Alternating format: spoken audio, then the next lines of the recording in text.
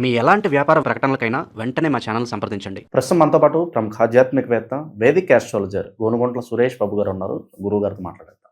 నమస్కారం గురుగారు. ఓం గం గణపతియే నమః. స్వర్ణలక్ష్మీ నమస్తే అస్తు. పరబ్రహ్మ స్వరూపిణి. రాజ్యం దేహి ధనం దేహి సర్వకామాంచ దేహి మే. మణికంఠ గారు నమస్కారం అండి.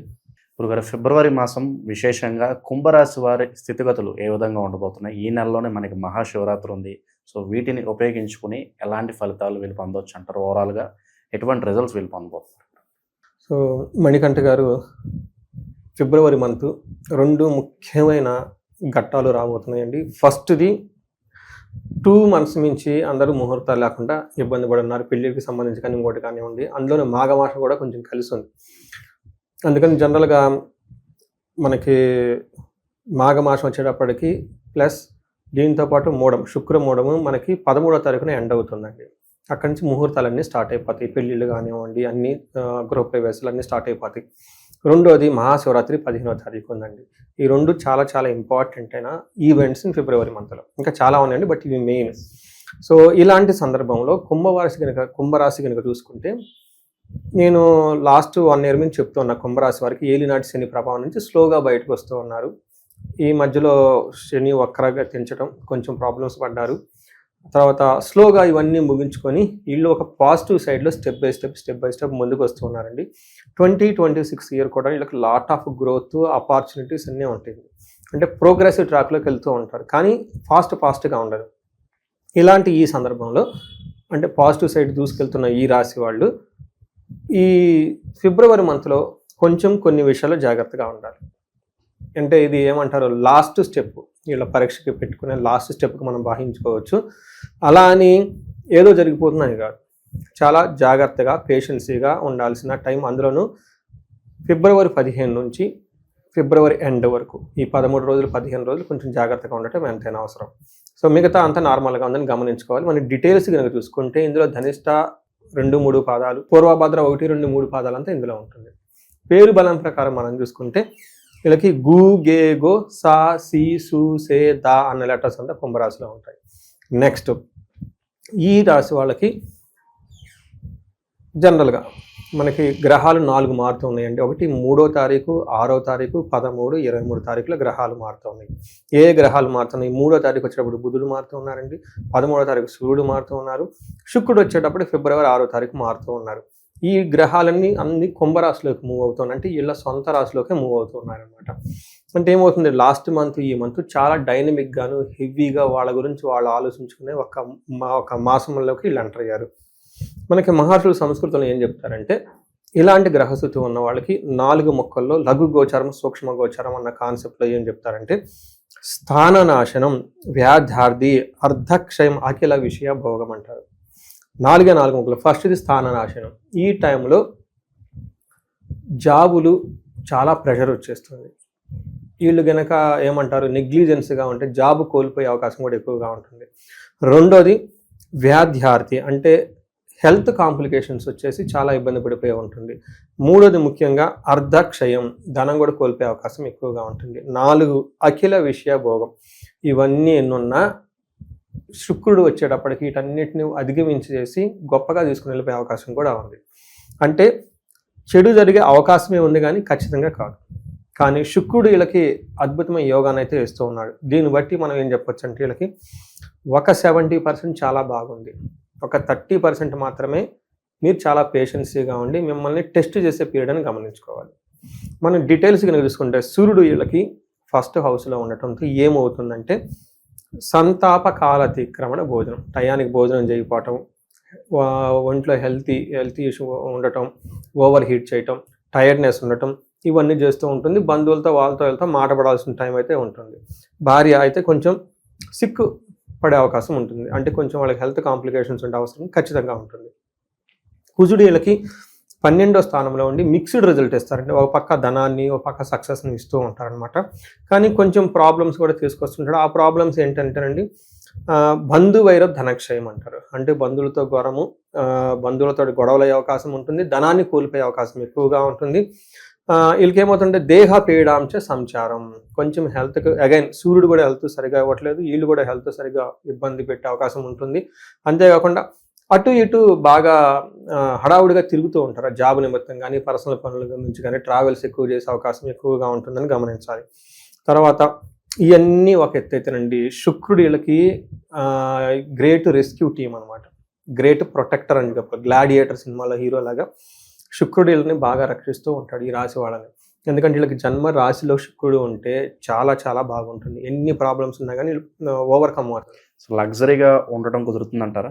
ఖచ్చితంగా. శుక్రుడు అంటేనే లగ్జరీ, భోగం, కంఫర్ట్, ఎంజాయ్మెంట్, లవ్, రొమాన్స్, మొత్తం ఎక్కడెక్కడ బ్యూటీ ఉంటుందో మొత్తం శుక్రుడే, లక్ష్మీదేవి. సో ఇక్కడ ఏమవుతుంది, అర్ధలాభాచ ధనం. వీళ్ళకి ఏంటంటేనండి ధనం ఫ్లో అయితే బాగానే ఉంటుంది, ఎక్కడ ప్రాబ్లం అయితే లేదు, సౌఖ్యంగా ఉంటారు. పరస్త్రీ సంగమం తద యత్న కార్యార్థ లాభ స్యాత్ అంటారు.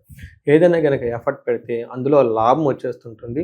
తర్వాత జెంట్స్ అయితే వేరే స్త్రీలతో బాగా కలిసి మాట్లాడి ఏమంటారు మనస్పర్ధలు ఏమైనా ఉంటే అవన్నీ పోగొట్టుకుంటారు. ఈవెన్ లేడీస్ అయినా కానీ సేమ్, వాళ్ళు ఇంట్లో కానీ బయట కానీ ఎవరైనా ఉంటే అంతకుముందు భేదాభిప్రాయాలు ఉంటే ఈ టైంలో అవన్నీ పోయి బయటకు వచ్చేసే అవకాశం ఎక్కువగా ఉంటుంది. ఓవరాల్గా శుక్రుడు బాగా చక్కగా మంచి యోగ్యతని ఇచ్చేస్తూ అంతకుముందు వాళ్ళు ఇబ్బంది పెట్టినా కానీ వీళ్ళు అన్ని విధాల అఖిల విషయ భోగాల్లో చక్కగా లగ్జరీ కంఫర్ట్ల విషయంలో ఎక్కడ కూడా తక్కువ కాకుండా బాగుంటారు ఈ రాశి వాళ్ళు.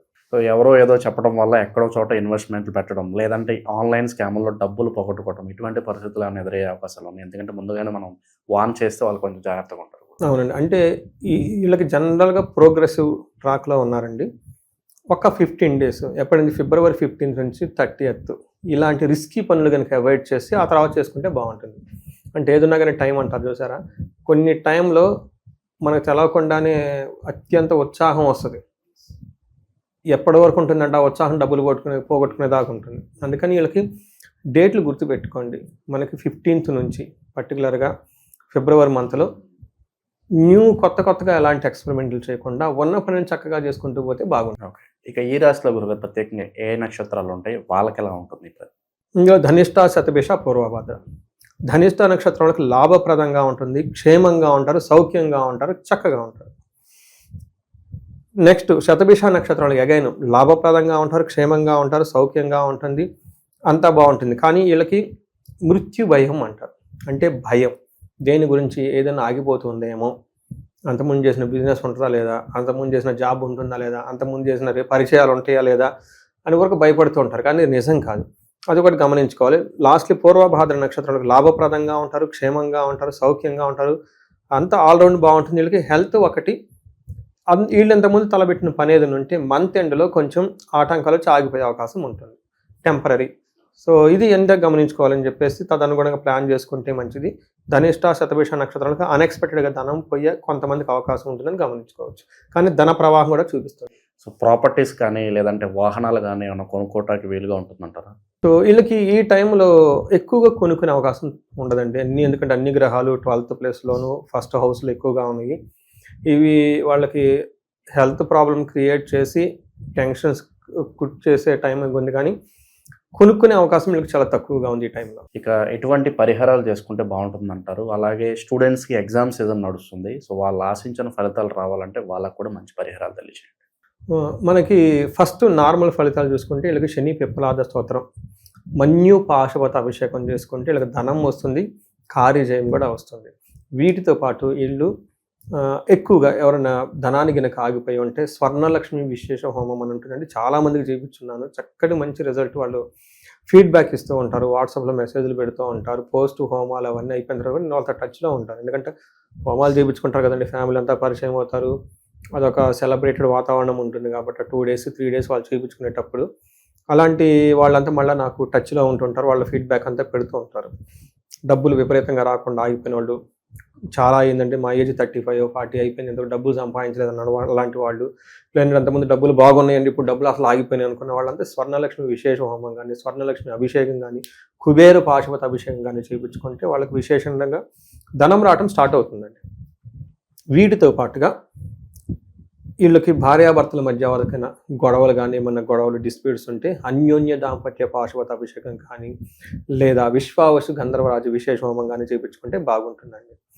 మీరు అడిగిన విధంగా ఇప్పుడు సమయానికి అనుగుణంగా చూస్తుంటే చాలామంది ఎగ్జామ్స్ టైం కాబట్టి ఎలా చేయాలి, ఏం చేయాలి, మాకు క్లయింట్స్ ఇంతకుముందు చాలామందికి చేశాము, మధ్యలో డ్రాప్ అవుట్ అయ్యి ఇంజనీర్లు కొంతమంది బ్యాక్లాగ్ ఉండి హై ర్యాంక్స్ ఎక్స్పెక్ట్ చేసుకొని ఫస్ట్ రౌండ్లో ఎంబీబీఎస్ ఎంసెట్ రాని వాళ్ళు, ఇలాంటి కొంతమందికి మేము లాంగ్ టర్మ్ తీసుకున్నాం. లాంగ్ టర్మ్ తీసుకున్న వాళ్ళు, కొంతమంది బాగా సెన్సిటివ్ హై ప్రెషర్ పెట్టి చదువుతున్న వాళ్ళకి నీట్లో ర్యాంకులు రావాలని చెప్పేసి, లేదంటే ప్రొఫెషనల్ కోర్సెస్ ఉంటుంది, సిఏ మల్టిపుల్ అటెంప్ట్స్ ఇచ్చి సబ్జెక్ట్స్ అవి కాకుండా ఇబ్బంది పడే వాళ్ళంతా చాలామంది హోమాలన్నీ చేస్తున్నాం అనమాట.